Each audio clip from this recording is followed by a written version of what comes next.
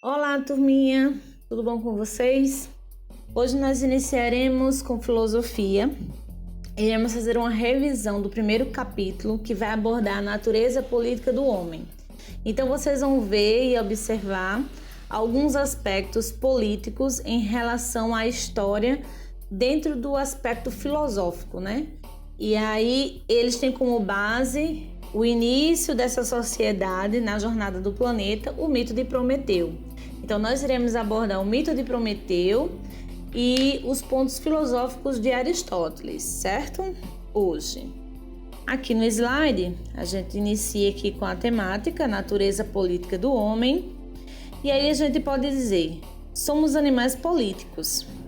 Compreender os diferentes aspectos culturais que formam as distintas sociedades e como eles relacionam-se com cada forma de organização social.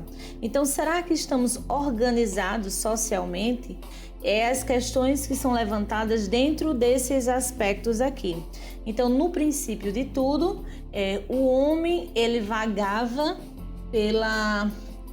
pelos cantos, sem muito saber o que fazer, sem saber caçar, sem saber sobreviver, né? Ele vivia vagando pelos cantos. Então, vou contar a vocês um pouquinho da história do mito de Prometeu, para vocês entenderem na parte filosófica como tudo procedeu.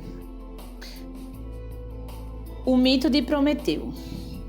O céu e a terra já estavam criados. A parte mais leve tinha se espalhado e formado o céu.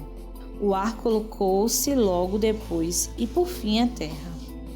Como esta era mais pesada, ficou por baixo e a água ocupou o ponto mais inferior, fazendo flutuar a terra. Nesse mundo assim criado, habitavam as plantas e os animais. Mas faltava a criatura na qual pudesse habitar o Espírito Divino. Foi então que chegou à terra o titã Prometeu, descendente da antiga raça de Zeus, destronado por ele. O gigante sabia que na terra estava adormecida a semente dos céus.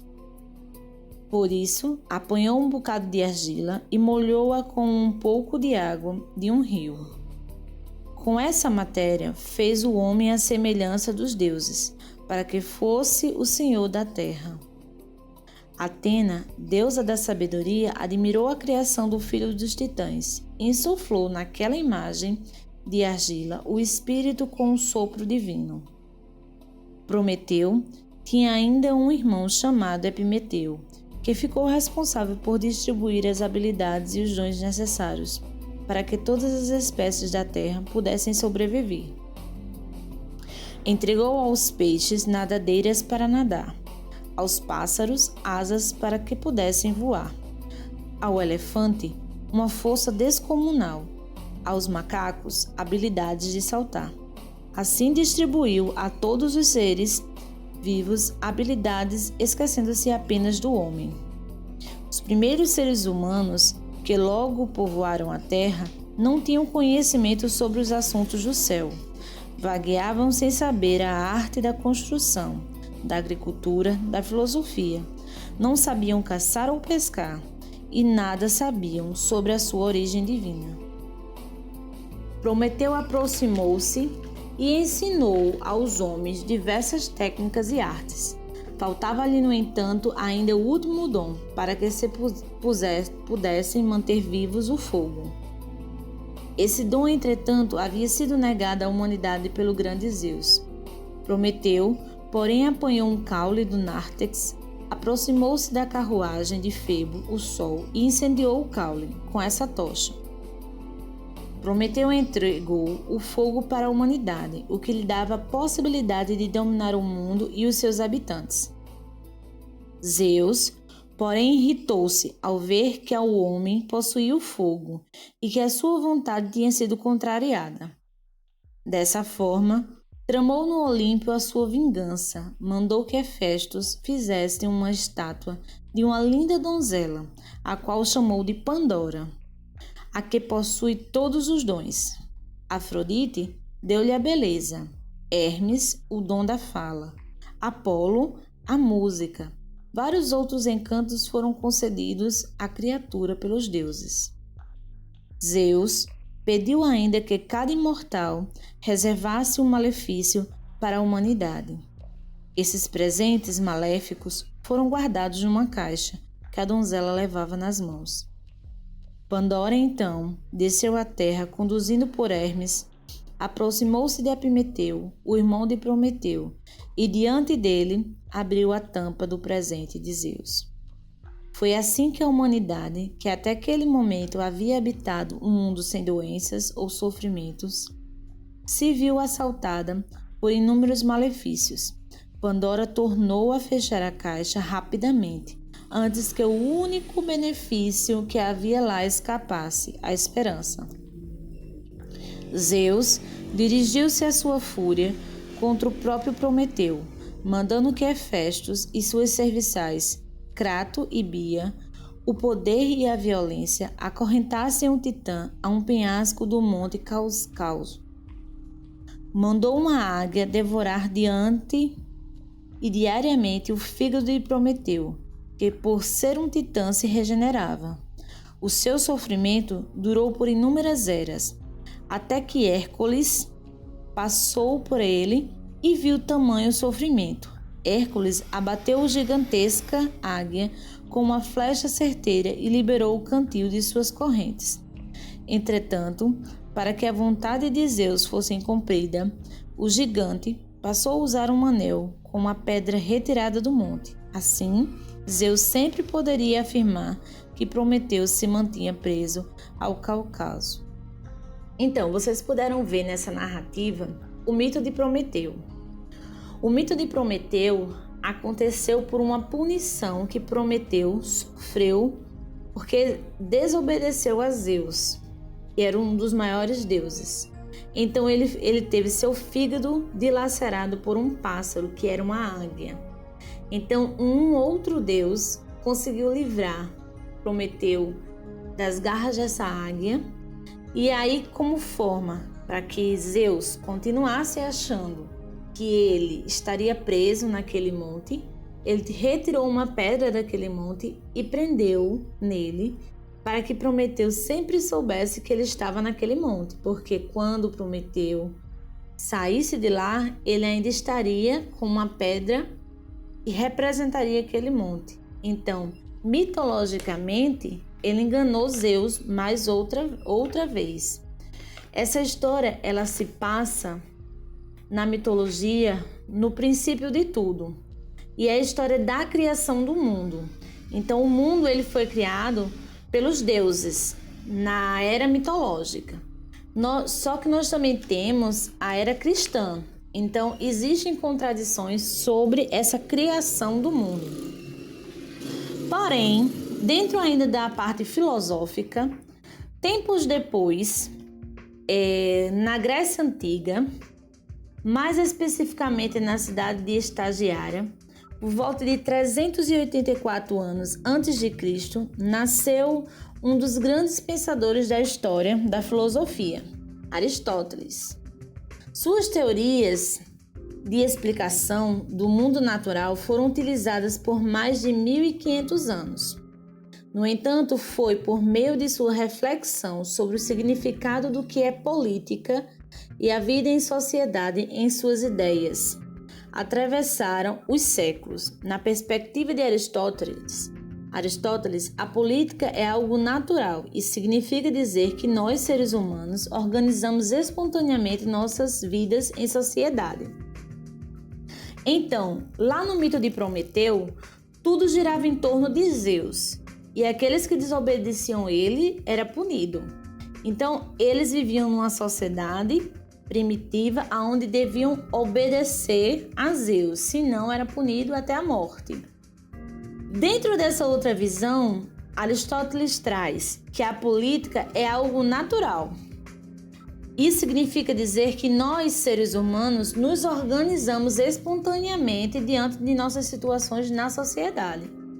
Aí ele retrata simplesmente a visão que ele consegue observar sobre os animais, né? Que eles vivem sempre em colônias para se proteger. Então, eles se protegem de quem? De seus predadores.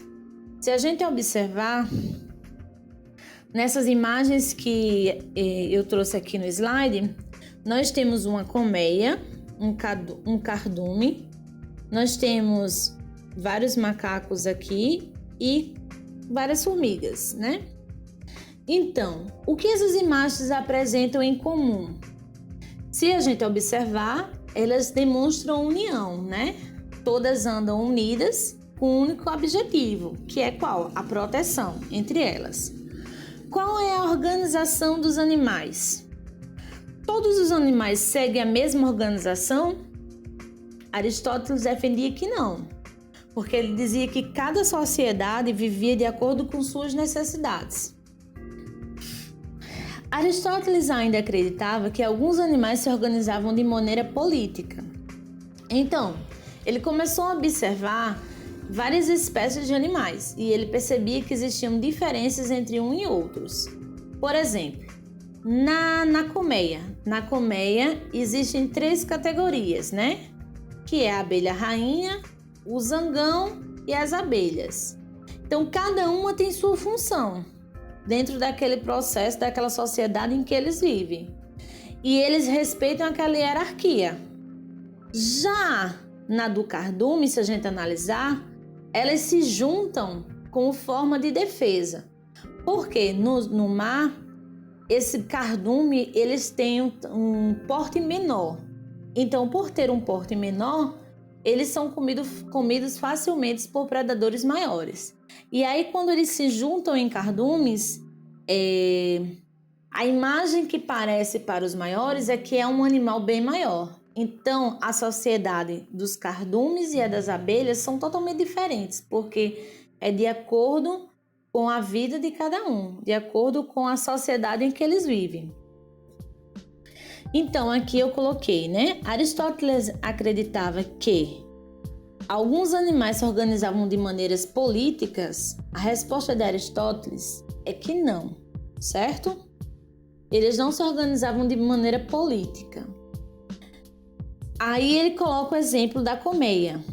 Elas têm uma organização muito interessante, as abelhas, se dividem a partir de 3 caixas, as operárias, os zangões e as rainhas. Cada uma tem sua função dentro daquele processo. Aí ele também traz aqui, o cardume cumpre uma função de defesa contra os predadores, dada que ao nadar de forma sincrônica e mantendo sempre a mesma distância, figura como um único grande peixe. Isso é, os predadores ao observarem o cardume acham que se trata de um peixe maior, vão desistir de atacar. Então eles agem como legítima defesa.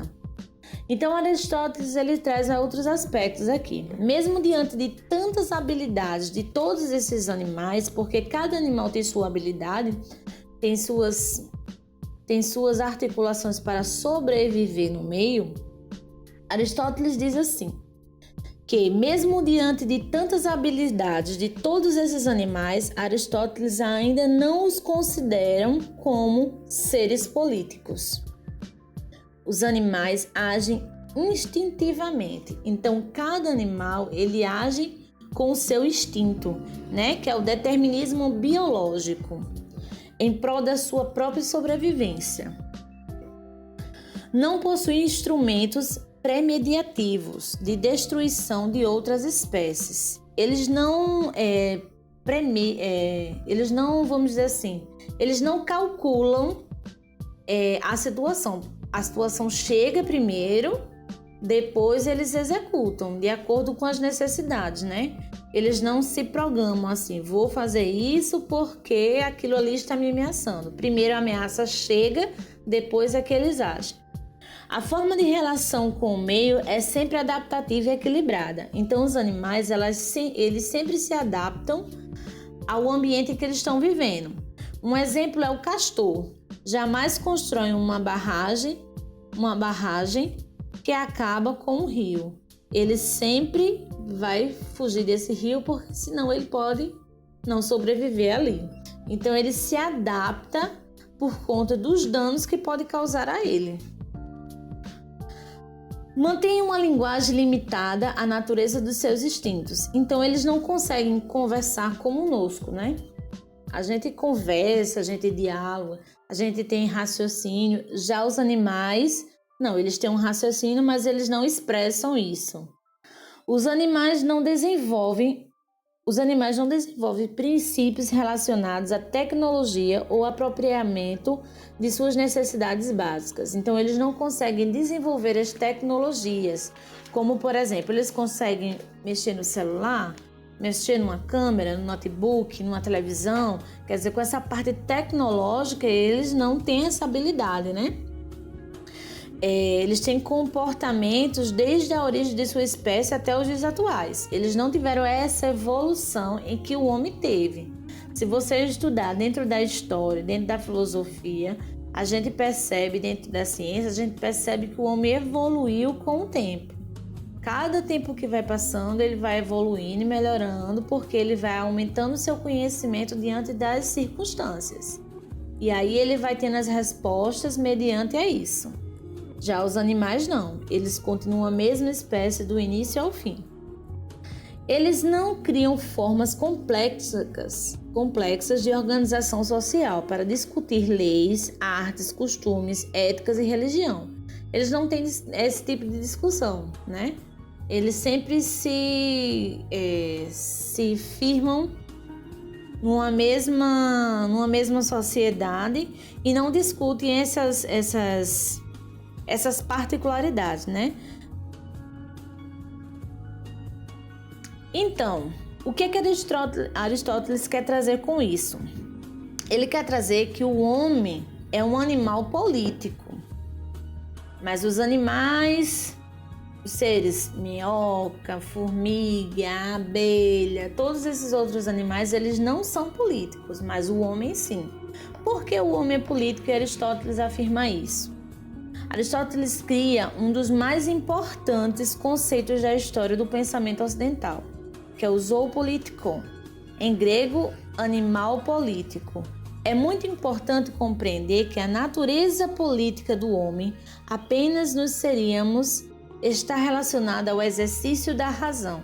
Então, pelo homem ter razão, pensar, usar esse cérebro para pensar, para raciocinar, ele tem esse exercício da razão. Apenas nós seríamos capazes de esclarecer os desafios de uma vida em comunidade, porque somos capazes de estabelecer linguagem complexa que ultrapassa nossas barreiras biológicas. Então, nós conversamos, nós usamos a questão do diálogo, então até entrar num consenso, né? Então, tendo em vista nossos estudos sobre a natureza política dos seres humanos, segundo Aristóteles, ele afirma o quê? Que o homem, o ser humano, é um animal político, que vive em sociedade ativamente e constrói as suas próprias regras, diferente dos animais, que eles não utilizam regras para viver. Eles se adaptam ao meio onde eles estão e às necessidades naquele momento que eles precisam. Então, ficamos por aqui hoje. Tivemos uma revisão sobre o mito de Prometeu e dentro da Grécia clássica, o filósofo Aristóteles, que traz as duas vertentes, né, da questão da criação do mundo, do processo político inicial que existiu dentro da natureza do homem, que já vem desde os princípios, e ele foi evoluindo conforme passar o tempo. E aí Aristóteles traz que o homem é um animal político e que os animais eles não são políticos. Por quê? Eles não trabalham o exercício da razão, né? O homem ele está ativamente dentro das regras e constituindo leis para a sua sobrevivência. E evolui conforme as suas necessidades, vai evoluindo e aprendendo cada vez mais e construindo novos saberes. O animal, ele cria a sua adaptação de acordo com o meio. Então, as suas necessidades é naquele momento e ele se adapta muito bem àquela sociedade, certo? E ficamos por hoje e nos encontramos daqui a pouco na sala virtual. Um beijo para vocês.